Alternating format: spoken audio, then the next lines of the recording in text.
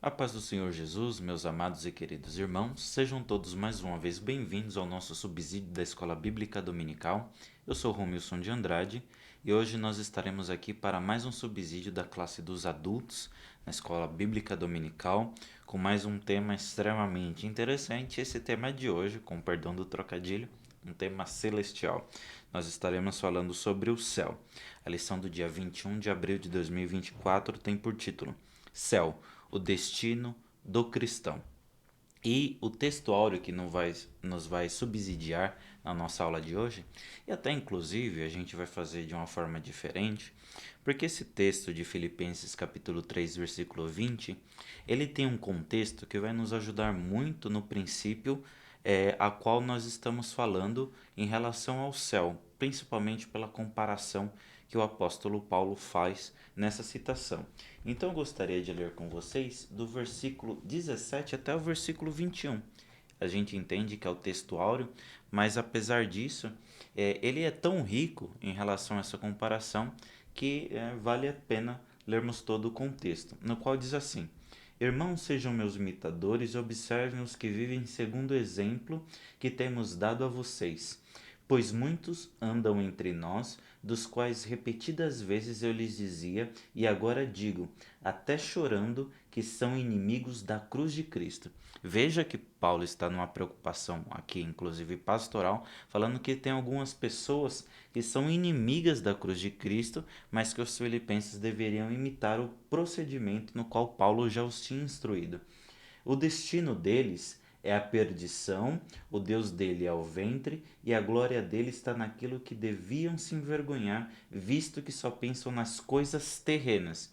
Então, Paulo está falando de todo esse plano, a qual é dado pelas coisas terrenas e que essas pessoas já estavam se enveredando.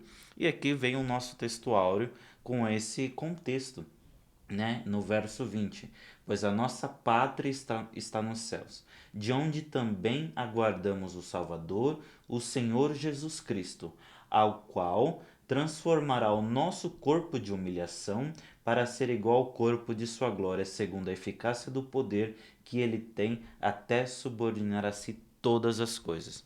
Então veja que aqui o contraste desse textuário que nós temos, a nossa cidade, é que Paulo está fazendo uma comparação das coisas que são terrenas e é o que deriva a escolher as coisas terrenas, tendo as coisas do mundo como seu Deus, procurando as coisas desse mundo, essas pessoas que estão sendo inimigas da cruz de Cristo, mas nós, por outro lado, não cobiçando as coisas terrenas, nós temos a certeza que nós buscaremos as coisas celestiais, porque nós somos seres que foram feitos para adquirir essa cidade, essa cidadania cristã, qual está nos céus, né? Então, da onde esperamos o nosso Salvador, Senhor Jesus Cristo. Veja como enriquece o contexto do texto áureo nessa leitura a qual fizemos. E a verdade prática vai nos dizer: o crente deve viver a vida cristã com a mente voltada para o céu, com sua legítima esperança. De modo que, se nós professamos a Cristo, se nós vivemos de acordo com os parâmetros bíblicos, se nós buscamos ser cristãos, a nossa finalidade, com consequência da imitação de Cristo, é chegarmos até o céu, e nós veremos as questões de definição de céu, o que é o céu, o lugar, a Nova Jerusalém, o que a Bíblia vai dizer sobre esses contrastes de nomenclaturas, né, de títulos à cidade que nos está proposta juntos com o nosso Senhor. E a leitura bíblica em classe se encontra no livro de Filipenses, né, também no capítulo 3, versículos 13 e 14, o 20 e o 21, que nós já inclusive fizemos menção. E diz assim o texto de Filipenses 3: Irmãos, quanto a mim, não julgo que haja alcançado, mas uma coisa faço, é que esquecendo-me das coisas que para trás ficam e avançando para as coisas que estão adiante de mim, prossigo para o alvo, pelo prêmio da soberana vocação de Deus em Cristo Jesus. Mas a nossa cidade está nos céus, versículo de número 20, donde também esperamos o Salvador e Senhor Jesus Cristo. Aqui é a repetição do texto áureo, a qual também já fizemos a menção, que transformará o nosso corpo abatido para ser conforme o seu corpo glorioso, segundo o seu eficaz poder, que sujeitar também a si todas as coisas. Percebam também que nesse contexto, Deus não nos só faz uma promessa de lugar, mas também uma promessa de estado, né? Ele transformará o nosso corpo abatido também. É o texto que nós encontramos em 1 Coríntios, no capítulo 15, a partir do versículo de número 54, onde aquilo que é mortal se revestirá da imortalidade e aquilo que é corruptível se revestirá da incorruptibilidade, né? Toda ali o texto de 1 Coríntios capítulo 15 está falando sobre essa questão de transformação e por fim a nossa recompensa que está nos aguardando nos céus. E Apocalipse de número 21, versos 1 a 4. E vi um novo céu e uma nova terra, porque já o primeiro céu e a primeira terra passaram e o mar já não existe. E eu, João, vi a santa cidade, a nova Jerusalém, que de Deus descia do céu, adereçada com uma esposa ataviada para o seu marido. E ouvi uma grande voz do céu que dizia: Eis aqui o tabernáculo de Deus com os homens, pois com eles habitará, e eles serão o seu povo, e o mesmo Deus estará com eles, e ele será o seu Deus. Deus limpará dos seus olhos toda lágrima, e não haverá mais morte, nem pranto, nem clamor, nem dor, porque já as primeiras coisas são passadas. No nosso primeiro tópico, nós vamos ter por título Céu, o alvo de todo cristão, que vão ter 3 subtópicos no qual vão dizer definindo o céu conforme o ensino de Paulo e o alvo do cristão. Bom, a primeira definição que nós temos, que nós encontramos na Bíblia hebraica, em Gênesis capítulo 1, versículo 1, inclusive nós temos a palavra céus, né, no plural, na versão em português. A versão em hebraico, Bereshit bara Elohim et Hashamayim. A palavra Hashamayim, né, tem um prefixo, e a palavra Shamayim, a qual define céus, né, que significa céus, e aparece 419 vezes no Antigo Testamento. E o outro termo, né, que é empregado no grego, já no Novo Testamento, é a palavra ouranos. É interessante na definição do hebraico, a palavra Shamayim. Inclusive, nós vemos isso no versículos 8 e versículo 9 de Gênesis 1, que existe a diferença entre a palavra maim e shamaim. Maim significa águas, ou oceanos, ou todo tipo de referência às águas, digamos aqui de baixo. E shamaim, portanto, seria uma definição para águas de cima. Uma definição com a mesma raiz, a palavra maim, que vai dizer sobre águas de cima, o que ele chama de céus. E nessas expressões a gente vai ter 3 significados, principalmente nas palavras do Novo Testamento, a palavra ouranos, que significa como o firmamento do universo, a atmosfera, os céus siderais estrelados e a região acima dos céus siderais, e a sede da ordem das coisas eternas e perfeitas, onde Deus e as criaturas celestes habitam. Então, a gente tem essas 3 classificações, né, por definição, que nós aplicamos pela palavra ouranos ou shamaim especificamente. Temos o céu atmosférico, o qual nós vemos, o céu do caso universal e o céu onde Deus habita, a qual também Paulo vai se referir ao terceiro céu. E até num sentido de definição mais pedagógica, até porque, por exemplo, o céu universal a gente não conhece o seu limite, né? É aquele background escuro no qual nós conhecemos como céu universal, e também acima disso, se é que a gente pode definir uma questão geográfica realmente aos céus, acima ou abaixo, também é uma definição mais antropomórfica, né, na forma dos seres humanos, do que propriamente a localização dos céus. Veja que, por exemplo, nós estamos no Brasil, nós apontamos para cima. Quando nós apontamos para cima, é a mesma direção onde os japoneses apontam para baixo. Então, não necessariamente a gente tem algo geográfico em relação ao posicionamento dos céus em relação ao nosso estado. A gente sabe que ele está acima. Então é um conceito mais metafísico do que propriamente geográfico. A gente fala que Deus está acima de nós, não necessariamente, né, no sentido linear, direcionando ou colocando um norte, mas isso numa posição hierárquica, numa posição mais elevada em todos os sentidos, independente do espaço que nós ocupemos. Então, essas são as definições. Então, essas alturas, algo elevado ao qual vai se referir a palavra de Deus, e aí a gente tem várias referências, Deuteronômios, Hebreus, tanto no Antigo e no Novo Testamento, trazendo essas referências dos céus, né? E conforme o ensino de Paulo, nós entendemos que esse terceiro céu é o lugar onde Deus está, e no caso, as criaturas celestiais, né? Por isso que, vivendo em Cristo, o crente desenvolve um relacionamento na esfera do reino de modo que, ainda que não tenha ido para o céu, toda a sua vocação é celestial no presente momento de sua vida. Isso porque, no chamado ao qual nós temos para viver uma vida de santidade, nós devemos viver uma vida de santidade pelo Espírito, né? Porque Deus é o Espírito e importa que aqueles que se aproximem de Deus, eles precisam se aproximar em espírito e em verdade, no caso de adoração. Então, por isso que Jesus nos ensina em relação ao novo nascimento.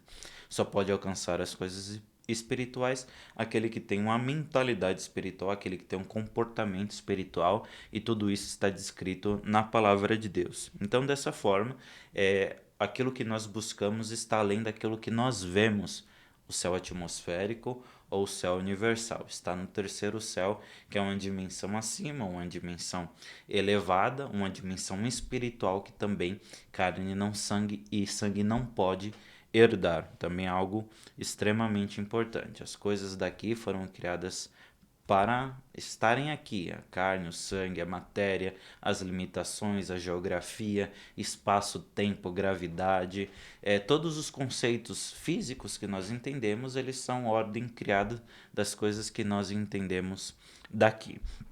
E esse deve ser o alvo do cristão. De modo que é importante que nós tenhamos sempre em mente que o nosso alvo é ser parecidos com Cristo, sermos cristãos, andarmos conforme a vontade de Cristo, para que nós assim, com Cristo, nós também sejamos ressuscitados, né? Nós morremos com Ele e somos ressuscitados com eles para herdar aquilo que Ele nos propôs. E o texto de 1 Coríntios, eu já citei ao começo, mas no capítulo 15 vai nos dar essa dimensão, como é que a gente alcança esse alvo, como é que é essa transformação para que nós possamos alcançar os céus. Ele vai dizer, a partir do versículo 50, e isso também é uma das chaves que nós devemos entender quando nós contemplamos ou quando nós buscamos falar do céu, que vai nos dizer, 1 Coríntios 15:50. Com isso quero dizer, irmãos, que a carne e o sangue não podem herdar o reino de Deus, nem a corrupção herdar a incorrupção. Então ele está falando de algo que é passageiro, que não pode herdar algo eterno, que algo físico não pode herdar algo espiritual, que algo pecaminoso não pode herdar algo da graça. A gente pode fazer todas as comparações possíveis.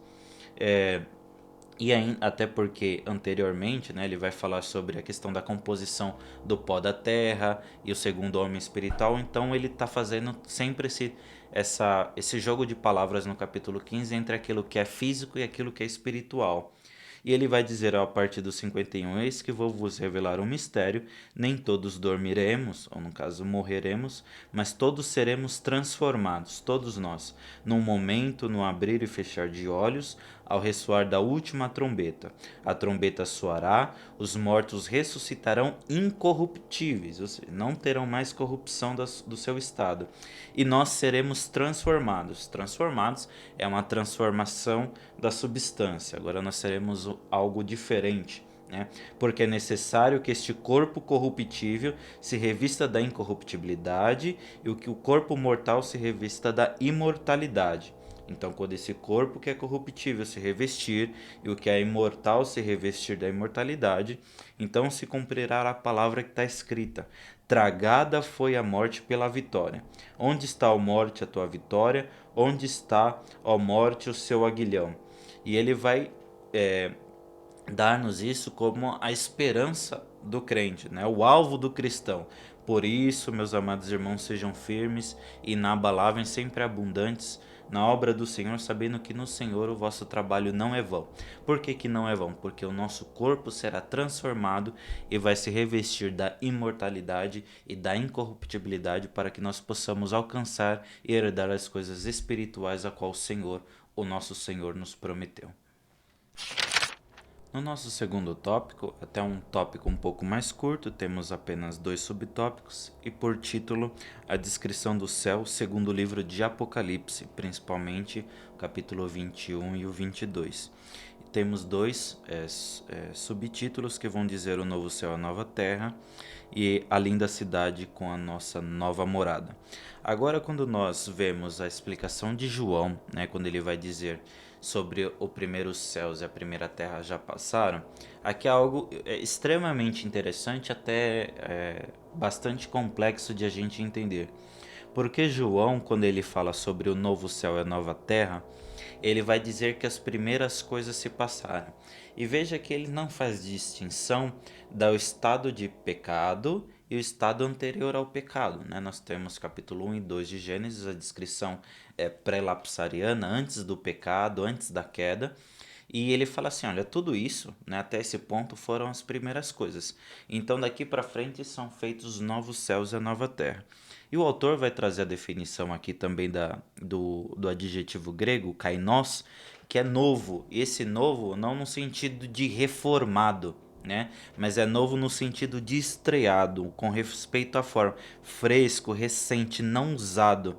No sentido, o novo céu é um lugar sem precedentes, incomum e desconhecido. Então, quando Deus vai nos falar em Apocalipse 21, no verso 5, eis que faço nova todas as coisas, veja que ele não diz que vai reformar todas as coisas, ele vai fazer algo novo. E isso realmente é algo potente e miraculoso, a qual nós não entendemos, principalmente a dimensão das segundas coisas. É nos prometido no versículo 4, que é um lugar onde não haverá mais choros nem tormento. Deus limpará dos nossos olhos toda lágrima. Então veja que a lágrima, ela vai ser algo que nós vamos perceber nesse novo céu e nova terra, porque nós não teremos mais, né?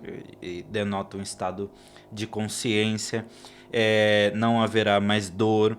Então essa nova cidade, esse novo lugar onde nós habitaremos com Cristo, é onde ele vai trazer essa definição de novo, de nunca usado. Então nada do que aconteceu anteriormente, nada do que nós vimos, a ordem das coisas, poderão se igualar àquilo que vai acontecer com aquilo que Deus está nos prometendo no futuro, que é essa linda cidade com a nova morada, a qual ele vai falar nesse segundo tópico.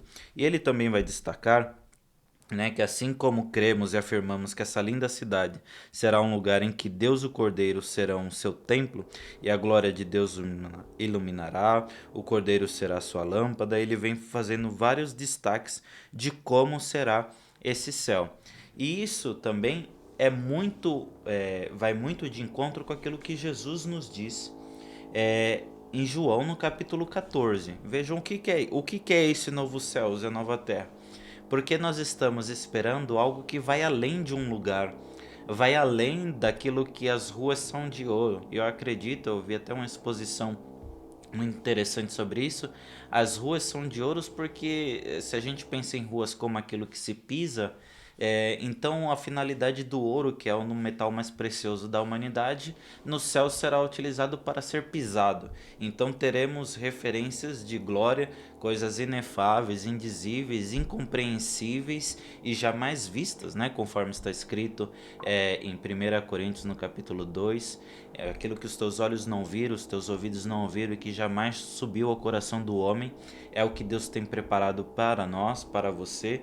Então essas coisas são mesmo incompreensíveis de serem ditas, apesar de João ter utilizado várias figuras em relação àquilo que nós temos aqui na terra aquilo que nós conhecemos de valor, com certeza aquilo que está no céu excede aquilo que nós pensamos, inclusive conforme o texto de Efésios 3:20, aquele que é poderoso para fazer tudo e muito mais abundantemente além daquilo que nós pedimos ou pensamos. Então Deus sempre tem algo além e surpreendente para as nossas vidas, e glória a Deus por isso.